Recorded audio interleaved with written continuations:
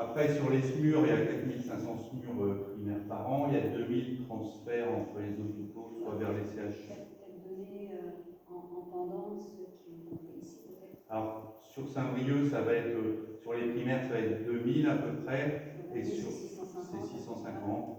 Si on va sur Saint-Paul, ouais, c'est plutôt 700. Saint-Paul, ça va être 400, et Guingamp, 550, 600. C'est 33 000 emplois de moyens, c'est quand même assez énorme, hein. C'est 20 000 ambulances et 13 000 BSAV. Le reste, c'est du conseil médical, du conseil d'aller à la maison médicale, du conseil d'aller consulter son médecin traitant, du conseil d'aller aux urgences. C'est pour ça que ce n'est pas une téléconsultation. Non, mais je rigolais parce que on fait ça par téléphone. Les effecteurs mobiles, ça rejoint un peu la maison médicale de garde de tout à l'heure. C'est les médecins généralistes qui sont de garde sur le département et qui vont se déplacer à domicile. Donc il y en a 3, si je ne me trompe pas. Ils font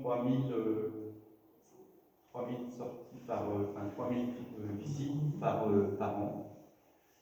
Leur objectif principal, leur première mission, c'est le maintien à domicile et le maintien en EHPAD en fait. Donc ils ne vont pas avoir l'angine à domicile qui pourrait aller à la maison médicale de garde. C'est vraiment l'objectif, c'est la visite qui permet le maintien à domicile, HAD, EHPAD et des gens qui sont déjà en soins à domicile.